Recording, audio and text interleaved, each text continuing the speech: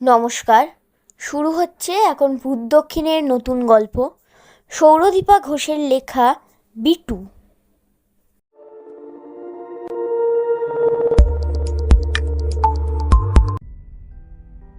আমার এক দুঃসম্পর্কের মাসি, নাম মিনি মাসি, শ্বশুরবাড়ি থেকে দূরে মেসোর সঙ্গে থাকতো মেসোর চাকরির সুবাদে। মাসি নিজেও একটা স্কুলে পড়াতো বিয়ের আগে। বিয়ের পর মাসি স্কুলের চাকরিটা ছেড়ে দেয়। মিনি মাসির ছেলে ইভান একটু বড় হবার পর মাসি আবার মেসোর ভাড়া নেওয়া ফ্ল্যাটের কাছেই একটি বাচ্চাদের স্কুলে জয়েন করে। স্কুলে পড়িয়ে দুটো বাড়িতে টিউশন পড়িয়ে মাসি বাড়ি ফিরত। আমার মনে আছে সে বছর আমি মাধ্যমিক পরীক্ষা দিয়েছি সবে সবে। আমার মাসতুতো ভাই তখন ক্লাস 5-এ পড়ে। পরীক্ষা শেষে আমি মাসির বাড়িতে থাকতে গেছিলাম মাসখানেকের জন্য। আগে ভাই একা একাই বাড়িতে থাকতো মাসি স্কুলে চলে গেলে। ভাইয়েরও স্কুল থাকতো। ভাই ফেরার ঘণ্টাখানেক পর মাসিও বাড়ি চলে আসতো। মেসো বাড়ি ফিরতো অনেক রাত করে। যাই হোক, এবার মূল ঘটনায় আসি। মাধ্যমিক পরীক্ষার পর যখন মাসির বাড়িতে যাই, প্রথম দিনেক বেশ আনন্দের সঙ্গেই কেটেছিল। মাসি স্কুল চলে যেত। ভাইয়ের সেই সময় ক্লাস 5-এর অ্যানুয়াল পরীক্ষা শেষ হয়ে গেছে। আমি আর ভাই বাড়িতেই থাকতাম। মাসি সকালে রান্না করে রেখে যেত ফ্রিজে আইসক্রিম, কোল্ড ড্রিঙ্কস সব রাখা থাকতো। যখন ইচ্ছা হতো দুই ভাই বোন মিলে খেতাম। কখনো ভাইয়ের সাথে লুডো বা দাবা খেলতাম, আবার কখনো একসাথে বসে টিভি দেখতাম, খুব গল্প করতাম। আমি ভাইয়ের সঙ্গে থাকায় মিনি মাসিও বেশ নিশ্চিন্তে থাকতো। দিন 3-4 পর একদিন দুপুরবেলায় খেয়ে দিয়ে উঠে আমার ভীষণ ঘুম পেয়ে গেল। সেদিন যেন একটু বেশি ঘুম পাচ্ছিল। অন্যদিন খেয়ে উঠে ভাইয়ের সঙ্গে গল্প করতাম, কিন্তু সেই দিনটা এত ঘুম পেল যে খাটে ভাইয়ের পাশে শুয়ে ঘুমিয়েই পড়লাম। ভাই সেই সময় আমার পাশে বসে বসে টিভি দেখছিল। সময়টা বিকেল 3টে কি 3:30-এর দিকে হবে। কিছুর একটা শব্দে আমার ঘুমটা গেল ভেঙে। মাসির বেডরুমের পাশেই ছিল ওদের ড্রয়িং রুম। ঘুম থেকে উঠে দেখি ড্রয়িং রুমটা ঘুটঘুটে অন্ধকার। ঘুম চোখে আমি বুঝতেও পারছি না যে এই সময়টা দুপুরবেলা নাকি রাতের বেলা।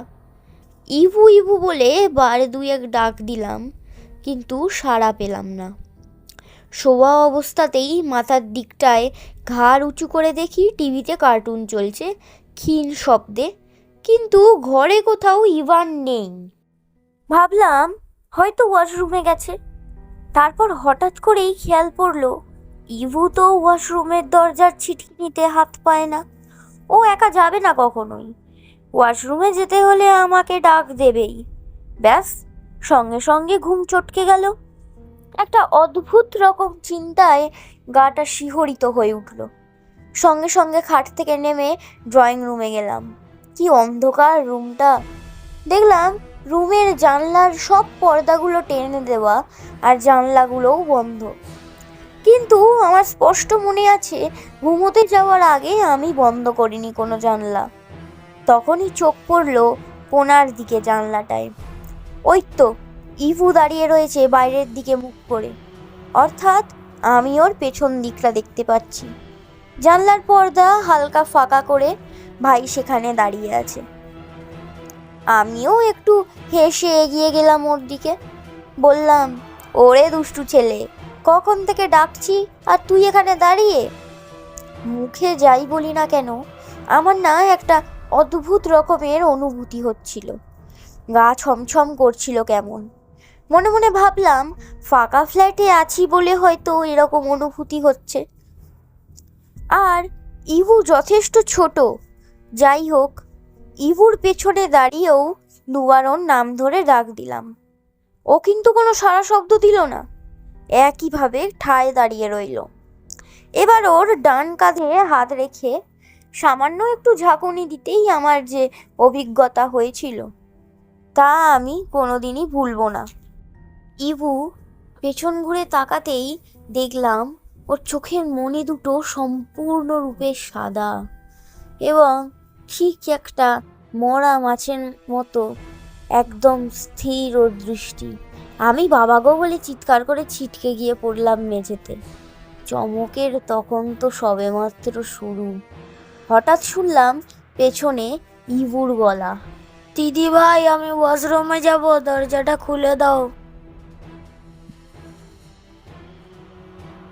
আমি পেছনে তাকিয়ে দেখি ইভু বেডরুমের দরজার সামনে দাঁড়িয়ে চোখ ডলছে।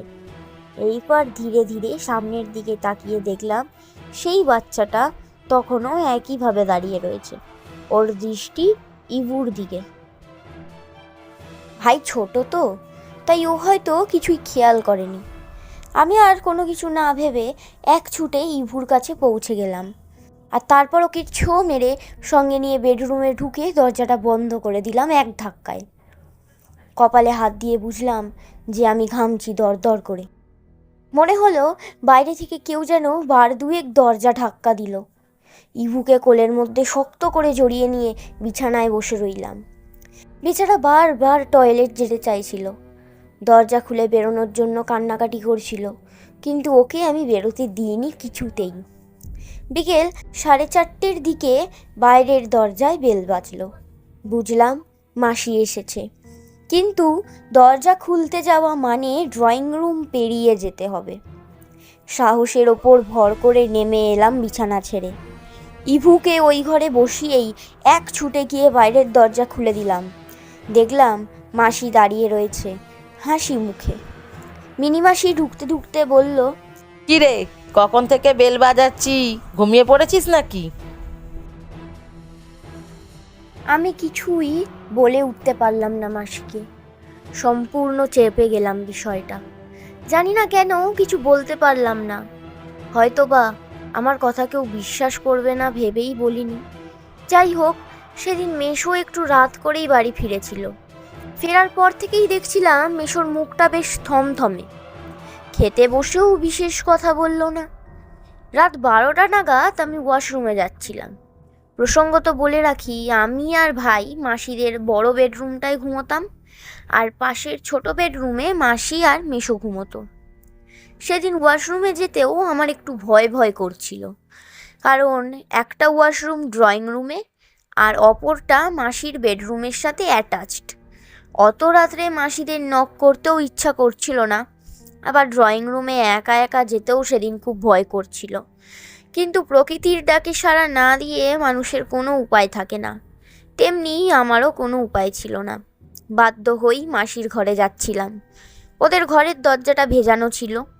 আমি বাইরে থেকে শুনতে পেলাম মেশো মাসিকে ফিসফিস করে বলছে, জানো, আমাদের ফ্ল্যাটের উল্টো দিকের বড় রাস্তার ওপারে যে সেনদের বাচ্চাটা আছে না,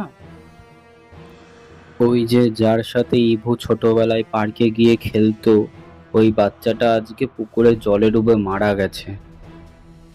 মাসি তো শুনেই হায় হায় করে উঠল। আহারে, আমাদের ইভুর বয়সী ছেলেটা গো, কি খেলতো ওর সাথে ছোটবেলায়। ওর মাটাও তো খুব ভালো ছিল গো, শুনেছিলাম। বাপটাই বদের বাসা। ওদের স্বামী স্ত্রীর সম্পর্কও তো খুব একটা ভালো ছিল না। নেহাত বাচ্চাটার জন্য ছাড়াছাড়ি হয়নি, একসঙ্গে থেকে গেছে। আমি সেই সময় মাসির ঘরে ঢুকে গেছিলাম ভেজানো দরজাটা ধাক্কা দিয়ে খুলে, কারণ আর কিছু শোনার মতন ধৈর্য বা ইচ্ছাই আমার ছিল না। সেদিন ওয়াশরুম ঘুরে এসে বিছানায় শুয়ে পড়লাম। তখন প্রায় মাঝরাত। ঘরে একটা সবুজ নাইট ল্যাম্প জ্বলছিল টিমটিম করে। আমার ঘুমটা ভেঙে গেল হঠাৎ করেই। পাশ ফিরেই আমার হাত পড়ল ইভুর গায়ে। ধীরে ধীরে দুটো চোখ মেলে তাকালাম, আর তাকিয়ে দেখি ইভুর পাশে একটা বাচ্চা ছেলে বসে রয়েছে। ওর মতনই বয়স হবে বাচ্চাটার। দুপুরের মতন সেই একইভাবে ইভুর দিকে তাকিয়ে রয়েছে। আমি ওর দিকে তাকাতেই বাচ্চাটার নজর পড়ল আমার দিকে। ওর চোখ দুটো পুরো সাদা, চোখে আলাদা করে কোনো মনি নেই। আমি ভয় পেয়ে চিৎকার করতেও পারছিলাম না। চেঁচানোর চেষ্টা করছিলাম, কিন্তু কেউ যেন আমার গলার টুটিটা চেপে ধরে রেখেছিল। দরদর করে ঘামছিলাম, হাত পা অসাড় হয়ে বেঁকে যাচ্ছিল যেন। ছেলেটাকে দেখতে পাচ্ছি, ওর উপস্থিতি অনুভব করতে পারছি, কিন্তু কিছুই করতে পারছি না। বুঝতে পারছিলাম ইভুর কোনো একটা বিপদ হতে চলেছে, কিন্তু আমি অসহায়ের মতন তাকিয়ে রয়েছি, আর আমার দুটো চোখ বেয়ে জল গড়িয়ে পড়ছিল। আমি জানি না আমার এই অসহায়তার কথা কেউ কোনোদিন অনুভব করতে পারবে কি না।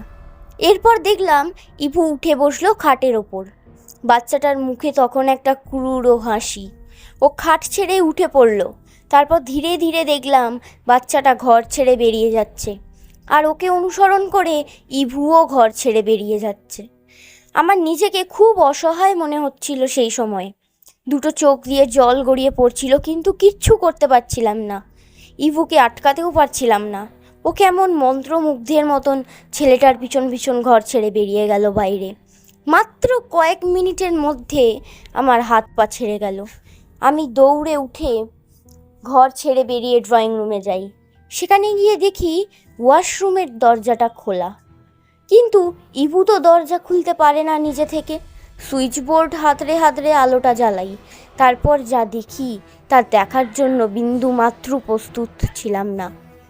ইভু ওয়াশরুমের একটা জল ভর্তি বালতিতে মাথা চুবিয়ে বসে রয়েছে। ওর গোটা মুখটাই জলে। আমি প্রচণ্ড ভয় পেয়ে যাই এবং চিৎকার করে উঠি। মাসি এবং মেশো ওদের ঘর থেকে দৌড়ে বেরিয়ে আসে। মেশো দৌড়ে গিয়ে ইভুকে তোলে সেখান থেকে। ইভুর সারাটা শরীর শক্ত কাঠের মতন হয়েছিল সেই সময়ে। ওর জ্ঞান ছিল না। মাসি কান্নাকাটি করছিল। মেশোকে বারবার দোষ দিচ্ছিল ওয়াশরুমের দরজাটা খুলে রেখে আসার জন্য, কিন্তু আমি জানি বিষয়টা অন্য কিছু। খুব অদ্ভুত ব্যাপার, আমি সেই দিনও মাসি আর মেশোকে কিছুই বলে উঠতে পারলাম না।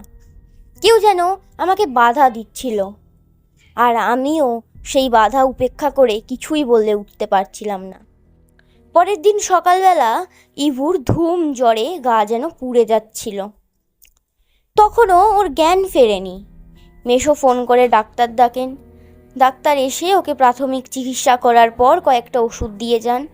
একটু বেলার দিকে ইভুর জ্ঞান ফেরে, কিন্তু একটা ঘোরের মধ্যে ছিল এবং সমানে বিড়বিড় করে কিছু বলে যাচ্ছিল। সেদিন মেশোর অফিসে একটা জরুরি মিটিং ছিল, তাই তাকে অফিস যেতেই হয়, কিন্তু মিনি মাসি স্কুল ছুটি নেয়। সকাল 10টা নাগাদ মাসি রান্নাঘরে ছিল। ইভু বিছানায় শুয়ে ঘুমোচ্ছিল, আর আমি আমাদের ঘরটার সাথে লাগোয়া ব্যালকনিতে দাঁড়িয়েছিলাম। সারা রাত ঘুমোইনি, একটু ঘুম ঘুম পাচ্ছিল। সেই সময় মাসির ডাক শুনলাম আমার নাম ধরে। আমি দৌড়ে গেলাম রান্নাঘরের দিকে। মাসি বলল, দেখ তো, ইভু এইমাত্র ওয়াশরুমের দিকে গেল। আমি মাসিকে বললাম, না মাসি, ইভু তো ঘরে ঘুমাচ্ছে। মাসি বলল, দূর বোকামে, তুই সর, আমাকে দেখতে দে। বলে মাসি আর আমি দুজনেই বেডরুমে গিয়ে দেখি ইভু আগের মতোই বিছানায় শুয়ে অঘরে ঘুমোচ্ছে। মাসি একটু দ্রুত গতিতে পা চালিয়ে ওয়াশরুমে গেল। আমিও গেলাম মাসির সঙ্গে। দেখলাম ওয়াশরুমের দরজাটা হাট করে খোলা এবং কল থেকে জল পড়ে যাচ্ছে সমানে, যেন কেউ একটু আগেই ছিল সেখানে। এবার মাসিও একটু ভয় পেয়ে যায় এবং বিড়বিড় করে বলে, তাহলে কে ছিল এখানে? আমি যে ইভুকে যেতে দেখলাম স্পষ্ট। আমি আর দেরি করলাম না। সেদিন দুপুরবেলাতেই মাসিকে সবটা জানালাম। মাসি শুনতে শুনতে ভীষণ ভয় পেয়ে গেল। ইভুকে ঘুমন্ত অবস্থাতেই জড়িয়ে ধরল বুকে। মাসি বলল, আজকের দিনটা অপেক্ষা কর, বুঝলি? কালকে তোর মেশোর অফিস ছুটি, ওকে জানাতে হবে সবটা। আজ রাতে আমি তোর আর ভাইয়ের সাথে একই ঘরে শোব। মেশো অফিস থেকে একটু তাড়াতাড়ি ফিরে আসে সেদিন। সেই রাতে মেশোকে আর কিছুই আমরা কেউ জানাইনি। মাসি শুধু বলল, আমি ইভুর সাথে ঘুমাবো আজ। মেশো প্রত্যুত্তরে বলল, অসুবিধা নেই, কাল ওই বাচ্চাটারও ঘুম হয়নি সারা রাত। তুমি বরঞ্চ ওকে নিয়ে আমাদের ঘরে শুয়ে পড়ো, আমি ইভুয়ের সাথে শুয়ে পড়বো। আমরা সবাই একটু তাড়াতাড়ি শুয়ে পড়েছিলাম সেদিন। আমি আর মাসি এক ঘরে, মেশো আর ইভু এক ঘরে। সেই সময় আমাদের কারোর কাছে মোবাইল ফোন ছিল না, ল্যান্ড ফোন ছিল মাসির বাড়িতে। রাত তখন খুব বেশি হয়নি, 12টা বেজেছে সবে। মাসির বাড়ির ফোনে ফোন আসে। মাসি তড়িঘড়ি পায়ে উঠে গিয়ে ফোনটা ধরে। ফোনের ওপারে মেশোর গলা। মিনি, আজ সন্ধেবেলা বাড়ি আসার সময় আমার একটা ছোট্ট অ্যাক্সিডেন্ট হয়। একটা বাইক ধাক্কা মেরেছিল পায়ে। অফিসের কলিগরা কাছাকাছি থাকায় তারা আমাকে হসপিটালে নিয়ে যায়। তুমি চিন্তা করো না, খুব বেশি কাটাছোড়া হয়নি। আমার কলিগরা আমাকে বাড়ি পৌঁছে দেবে। আধ ঘন্টার মধ্যেই আমি বাড়ি চলে আসবো। ফোন কাটে মেশো। মাসি মিনিট দুয়েক বাকরুদ্ধ হয়ে দাঁড়িয়ে থাকে ফোন রাখা টেবিলটার পাশেই। ততক্ষণে আমিও সতর্ক হয়ে গেছি। মাসি ইভুর ঘরের দিকে দৌড় দেয়। আমিও মাসির পেছন পেছন দৌড় দিই। মাসি পাশের ঘরের ভেজানো দরজাটা ধাক্কা দিয়ে খুলে ভেতরে ঢোকে।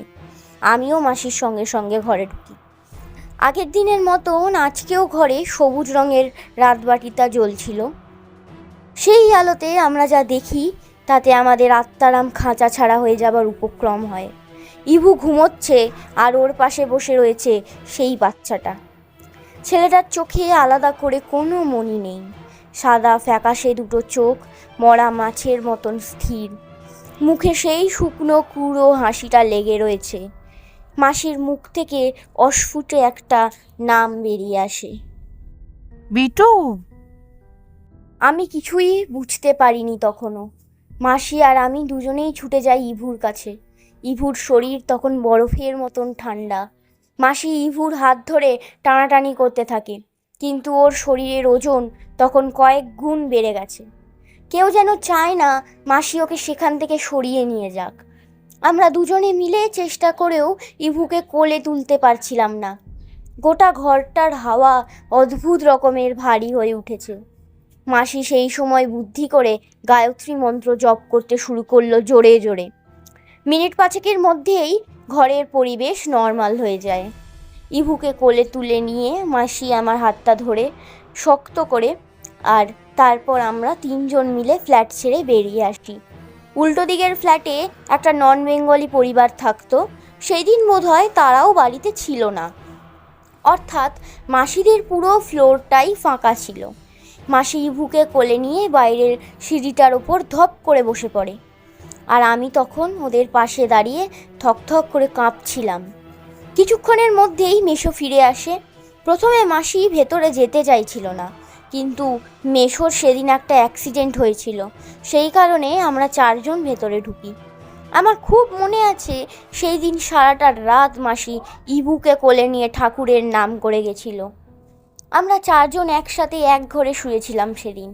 ভাই সারা রাত জ্বরের ঘরে ছিল আর বিড়বিড় করে বকে যাচ্ছিল। ভোরবেলা হতেই আমি আর মাসি ডাক্তারের বাড়ি ছুটে যাই।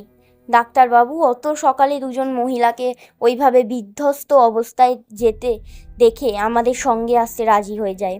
ইভুর গায়ে তখন 3 জ্বর, ঠকঠক করে কাঁপছে। মেশো ছিল ভাইয়ের কাছে। আগের দিন সন্ধেবেলায় অ্যাক্সিডেন্ট হওয়ায় মেশো বেরোতে পারছিল না, কারণ মেশোর পায়ে খুব ব্যথা হয়েছিল।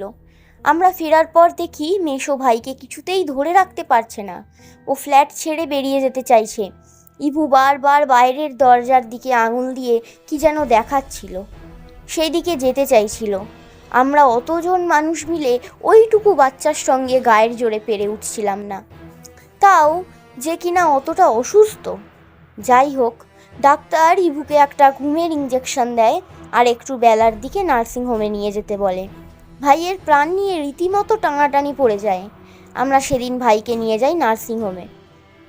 ভালো ডাক্তারকে দেখানো হয় ওকে, তাও ওর জ্বর কিছুতেই কমছিল না, আর জ্বরের ঘরে খালি বাইরের দরজার দিকে দেখাচ্ছিল, অর্থাৎ যা বুঝছিলাম ও ফ্ল্যাট ছেড়ে বেরিয়ে যেতে চাইছিল। সেই দিন সন্ধেবেলায় মেশো তার এক কলিগ আশিত কাকুকে ফোন করলো এবং ভাইয়ের ব্যাপারে সবটা তাকে জানালো। অসিত কাকু মেশোকে ওনার পরিচিত এক ভদ্রলোকের নাম্বার দিলেন এবং যত শীঘ্র সম্ভব যোগাযোগ করতে বলেছিলেন। পরের দিন দুপুরবেলা আমরা সেই ভদ্রলোকের কাছে যাই। তিনি ভাইকে ভালো করে একটু ঝাড়পোছ করে দিয়েছিলেন এবং ওর হাতে ঠাকুরের ফুল ভরা মন্ত্রপুত একটি তাবিজ পরিয়ে দিয়ে বলেন, ভাই ভালো হয়ে যাবে, তবে সে যেন হাতের তাবিজটা হাত থেকে না খোলে যতদিন না এর কোনো সুরাহা হয়। মাসি কেঁদে ওনাকে বলেন ভাইকে বাঁচাতে।